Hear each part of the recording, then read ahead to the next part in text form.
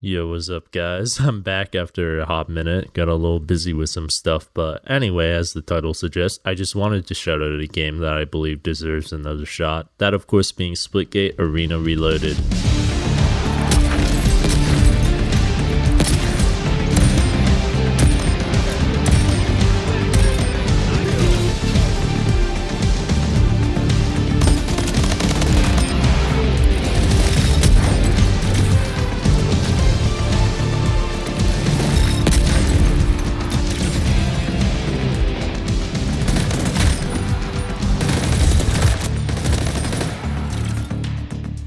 This video is going to be a little more casual with just like a bunch of footage I have while I talk about a game that I enjoy. I'm just trying to find a style of videos I like, and I kind of been wanting to go back to that like older style of YouTube videos that are less flashy with the edits and have like more natural commentary, aka I just want to yap. I've already kind of been doing that with like the Minecraft PS1 series, and I've been enjoying that style. By the way, I gotta check out that new update, so stay tuned. Anyway, back to Splitgate. I know Splitgate 2 had some horrible initial impressions, but for those who don't know the whole story, they basically stopped development of the first game to create a better base game with more depth, since the first game was basically just some college project. Weirdly, they then decided to add hero shooter elements to the game, which just didn't really sit right with the whole formula. They then had a giant announcement event at Summer's Game Fest, which just brought about some of its own massive controversies. Speaking of which, I can get the anger about the guy wearing a hat saying, "Oh, make games great again," and then launching an unfinished game, dropping a battle royale, having the hero shooter gameplay, and having pricey cosmetics, regardless of them just being cosmetics. But claiming the dude was an extremist Trump supporter and the game would flop or suck specifically because of that was just brain dead. I'm sorry, okay? It was a fucking parody hack. Go outside! Anyway, my point is, it got destroyed initially for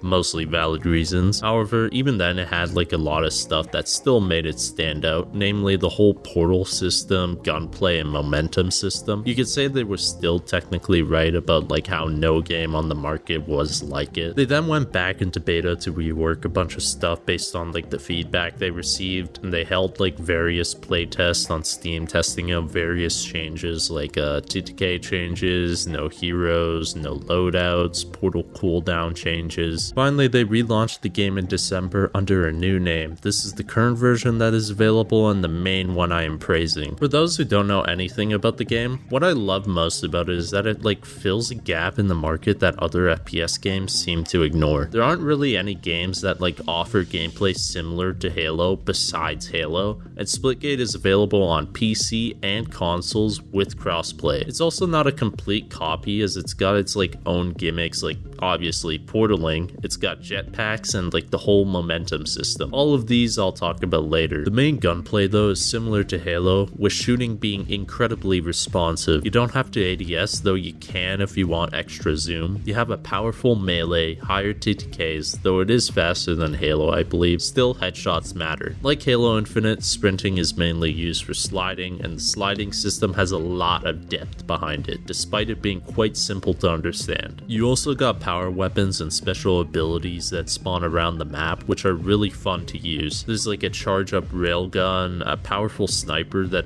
is really good in combo with other weapons. You got your classic melee power weapon, which in this case it's a fucking baseball bat on steroids. There's some power weapons that have a special secondary ability. The first one is like a shotgun, but then like when you ADS and shoot, it pulls the enemy in so then you can fucking like demolish them. Then there's a launcher that has like 3 rockets, but then like you can also shoot them one by one. There's some other power weapons that I haven't mentioned, but the point is they got a great sandbox, and that doesn't even include all the base weapons. By default, you have loadouts with attachments, perks, and a piece of equipment, though there is a special mode called Classic where you start out with an AR and a DMR and you have to go around picking up other guns. Normally though, you have 3 different types of each gun, so 3 different types of ARs, shotguns, LMGs, DMRs, and whatnot, all of which function differently. There's some simple changes like, oh, this AR shoots faster, this AR shoots slower and whatnot, but then you have stuff like the SMGs, for example. One shoots slow traveling projectiles while the other ramps up in fire rate the longer you shoot. A burst gun might shoot 4 bullets while the other one might shoot 2. You have an LMG that shoots 3 bullets at once, or a shotgun that charges up with every shot. Point is, all the guns look and feel unique and are relatively balanced. Each gun has 2 attachment slots you can put on it, though most are the same. I don't really think the attachment system is that well executed, because majority of the time you just end up throwing like the 2 same attachments, like rapid fire and maybe an extended mag. It makes the most sense when you find guns around the map with more attachments than you can normally have, because then it incentivizes you to actually pick them up. Perks are also a little uninteresting. There's some good ones, like the sliding one that makes it much more controllable and lets you use the slide momentum system to its fullest. The melee one is also quite good if you know what you're doing,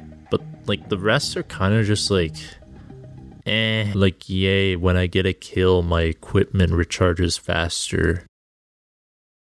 Exciting. Anyway, moving on, you have your equipment like a sticky bomb, a stun, a stim, a stimmy. There's also an EMP grenade and like a portable portal spawner, but that requires me to explain the portaling system. Segue into explaining the portaling system. Basically, you have these portal walls around the map that you can place portals on. There's 2 different colors of portals, similar to the Portal games. God, I'm gonna say portal a lot, holy hell. Anyway, in Splitgate 1 you had it so that you had to like manually decide which portal would go where, but in Splitgate 2 they added a cycling ability that makes it much easier to manage for beginners. Anyway, you can do what you expect with these portals. You can walk through them, shoot yourself through them. Enemies can go through them, so you can lead them into like traps on some maps. If you take the time, you can learn how to triple portal, which allows you to get around the map incredibly fast or break people's cameras. It's really cool, though my only complaint is that it can kind of be hard to manage or counter. They added some new features like disabling portal walls with the MP grenades or putting 2 of your portals on the same wall, but even then there doesn't seem to be any downsides to portal spamming. This kind of hurts the flow of the match a little and leads to some weird spawns if you have multiple people doing this. It's interesting because in the beta they tested out some like charge mechanic for portaling where you had like a limited amount that would like refresh over time. I personally thought it improved the flow, but apparently the community didn't like it that much. The only thing is that those tests were only accessible on Steam, so I wonder how it would be received if they had like a test playlist available to console players as well. Their approach to this portal spam problem kind of reminds me of Fortnite. Where instead of imposing a limit on the potential of extreme build spam, they added a mode that just doesn't have it at all. I feel like it's kind of a band-aid solution to the problem, because for me, I still want to engage with the system. It's just frustrating when I get matched with the occasional 4-stack of triple portal spammers on keyboard, and I literally can't physically react fast enough with the controller. Moving on, I previously mentioned there's also a whole momentum system. Basically, there's 2 ways of building momentum: sliding down slopes and going through these special portal walls with these outlines around them. Obviously this helps travel the map and like makes you a harder target to track, but your melee also does more damage the faster you go. I love the system so much because it's easy to understand, but you can do so much with it and really pop off if you know what you're doing and you know the maps. They also add various limited time modes like teabag confirmed, where you literally have to teabag dead enemies in order to confirm kills. God, I love this game. Then there's Ranked, which I haven't really played, but it's there if you want. Finally, you got Arena Royale. Oh boy. Basically, the original Splitgate 2 Battle Royale flopped on launch. I personally enjoyed it, but I still didn't really care too much about it anyway. Anyway, they took it down like the rest of the game and then reworked it to account for like the smaller player count. Before, you had this one giant map with like multiple different subworlds and like giant portals that would connect them all together. Now those subworlds have just been turned into their own maps, and there's like this little hub area where you vote for like a single biome to play in. The maximum player count is also also much less and looting is much faster. Before you would earn money and have to like go to a buy station to upgrade your armor and whatnot, but now you can just do it all through your inventory. Honestly, it's quite fun, though it is kind of unbalanced. The whole armor system is like still a little weird. It feels like it's really random if I get the best armor or I get destroyed by an entire team with max armor. I wish they would rework the system to reduce the RNG, or maybe just make it so that getting kills gives you more money. Anyway, the rest of the mode is pretty self-explanatory. You kill everyone and win. If you die, you have a respawn timer. If your team gets eliminated before the respawn timer goes, then you're out. There's the armor system, which is similar to Warzone with like the whole 3-plate system, but then there's some armor tiers you regenerate like a singular plate. I don't know how it fully works. Oh yeah, there's also proximity chat, so that also makes it like automatically a 10 out of 10. Okay. Come on. I just really wish there was like a solos mode, but the player count on the game is kind of small, so I don't really know about that. Anyway, moving on to something that I'm way more interested in. Splitgate has a whole custom map creator similar to Halo, which I absolutely love. No. Motherfucker. What are you talking about? You got slammed by Google Plex of cartwheel farts. Yeah, you're terrible. That's why. No. You're terrible.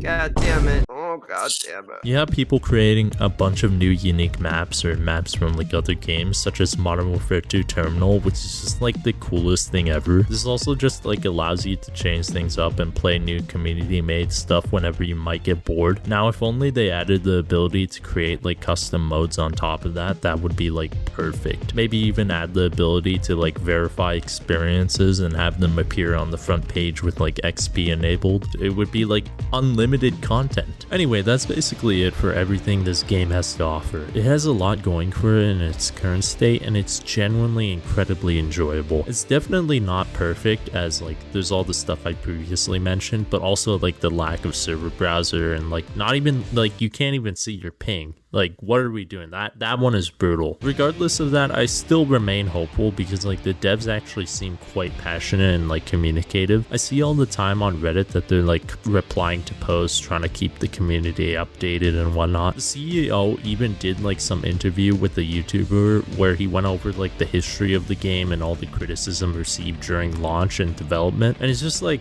it's not often that like a modern day game studio does that stuff. Only thing is, I wish he'd also talked about like that whole troll reply thing about like how the initial game monetization was super pricey due to having hired a COD dev. Anyway, give this game another shot. If you do try it out, they have some like refer a friend feature where you can get cool unlocks for getting people on the game. Here's my code if you want to try it out, if anyone actually watches this video.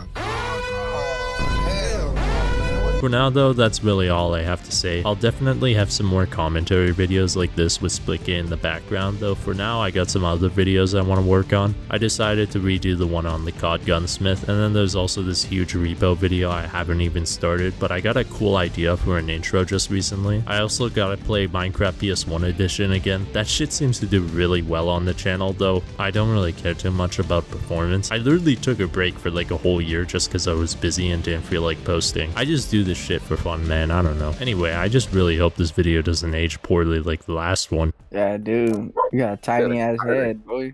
Yeah. Look at that nigga twerking.